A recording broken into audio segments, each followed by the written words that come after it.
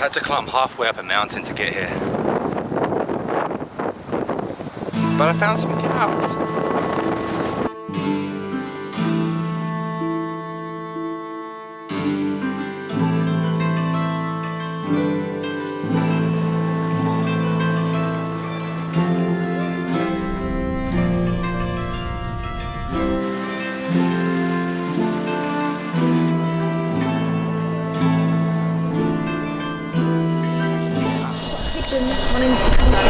Get out of here.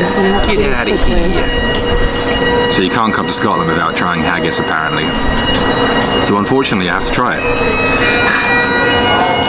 Everyone says it's great. So it's the inside of a sheep's stomach, filled with heart, liver, and lung, and a bunch of other stuff. But apparently it's pretty good. And he said I have to have it with brown sauce, so we're going to give that a go. Oh boy. This doesn't fill me with confidence. I'm going to drown it in brown sauce, and then hopefully I'll be able to eat it.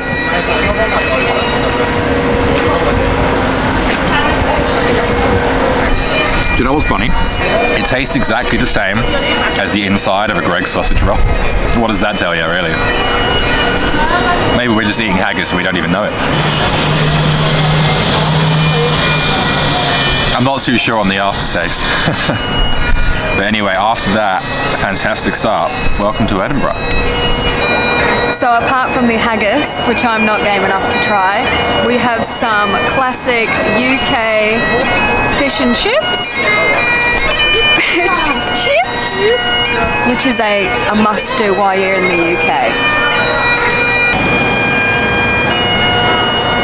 So we are here in November, so that means that the light does go down at 4 p.m. and it is very, very cold. I've had to just go into a few stores to try and find a pair of gloves. The reason we got here so late is because we spent so long getting here.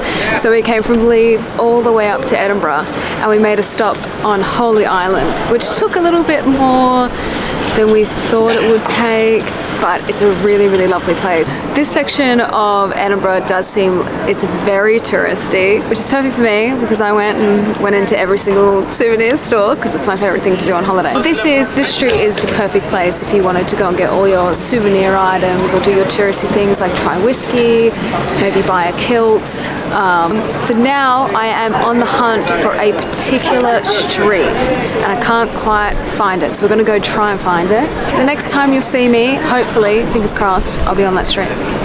Let's go.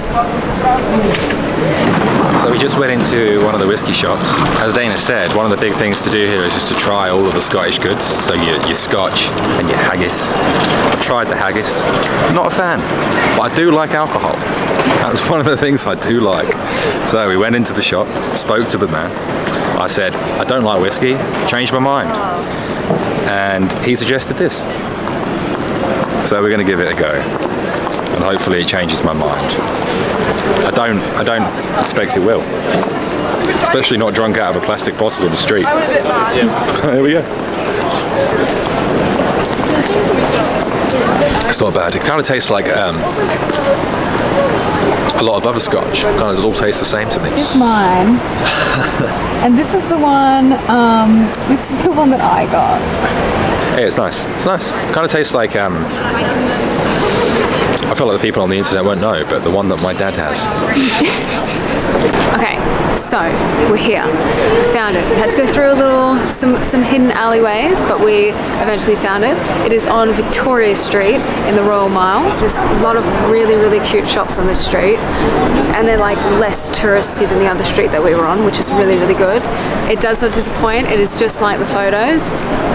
Lovely and colourful, and I just want to point out a shop that is behind Tom has the best sign I've ever seen. So the next place we're going is a Harry Potter shop. A few of the streets here in Edinburgh did inspire some Harry Potter stuff. I'm not a huge massive Harry Potter fan, but we did go to the Harry Potter store in York.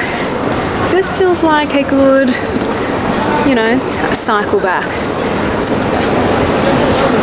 Okay, so after a really long walk, about 5 meters from where we just were, we're here. We made it to the Harry Potter Museum. It is 3 floors and I am so excited.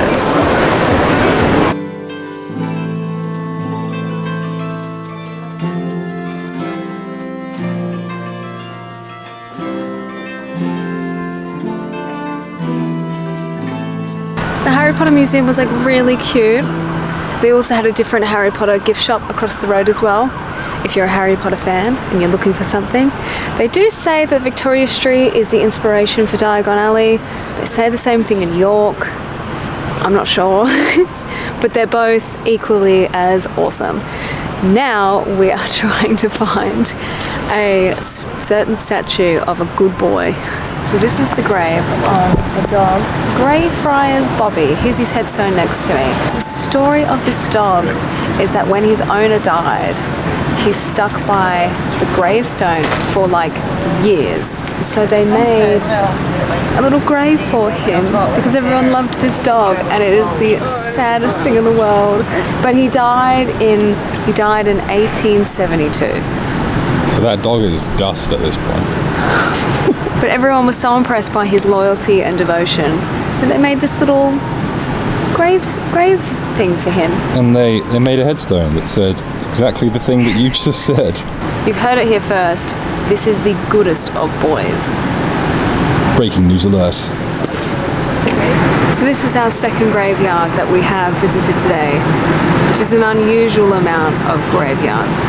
But Edinburgh does have pretty graveyards. Me and the other one was 100 miles down the coast. We have a weird obsession today. I've just got an odd obsession with graveyards today, guys.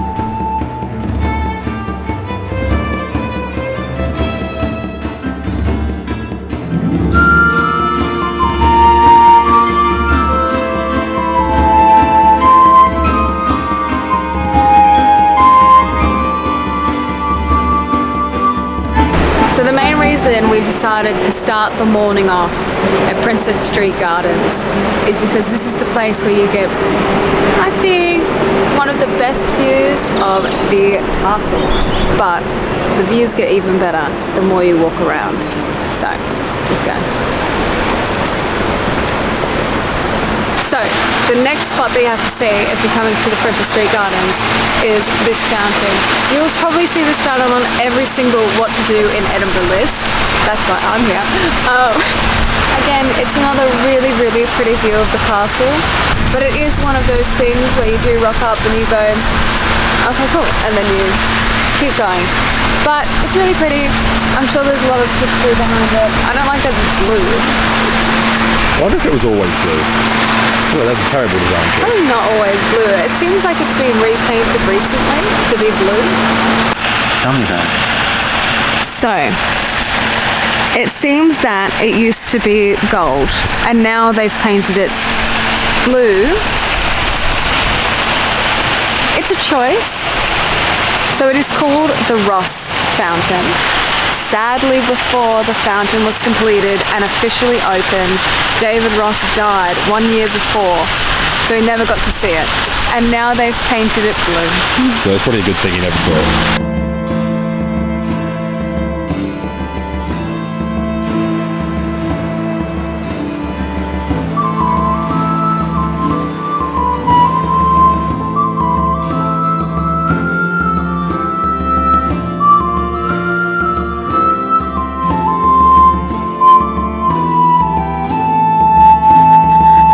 Last stop in Edinburgh, we've decided to come to Dean Village. It has some lovely old style buildings and you can do a whole, I think it's like a 10-15 minute walk all the way around. It is a really nice photo spot. I see a lot of people taking photos here this morning. That's the last of our little sightseeing tour around Edinburgh. We're now going to hop back into the car and try and find some Highland cows.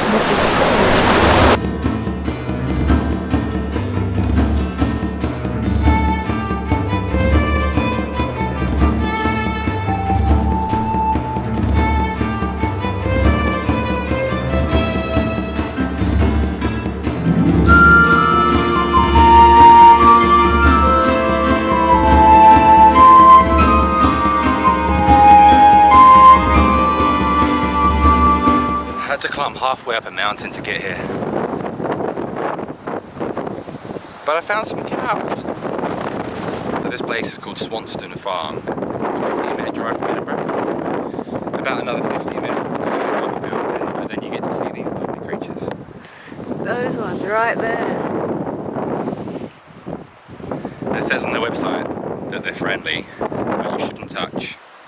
I still don't know if we should be this close. I honestly didn't think that we'd find any cows, but there's so many. There's like 4 over here, and then there's like so many over there. So I'm glad that we made the trek up. Bit of a tough walk, but worth it.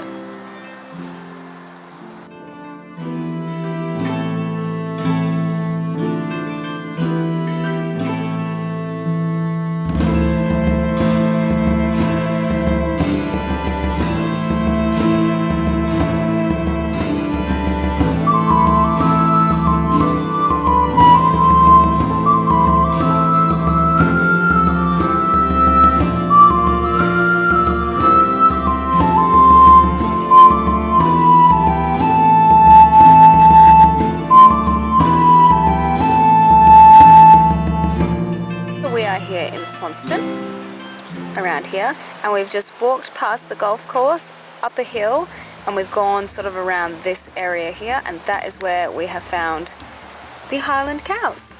That's where we found them. So here we are, that's the golf course. Go up the path, find the horses, you found it. So that's Edinburgh. I'm so happy that we actually got to find our cows. Bit of a gamble, but it definitely paid off. So this is the car park in Swanston. Pentland Hills Regional Park's where you'll find your cows. And now that's done, all there's left to do is go home. So we're going to hop back in the MX-5 and head off home.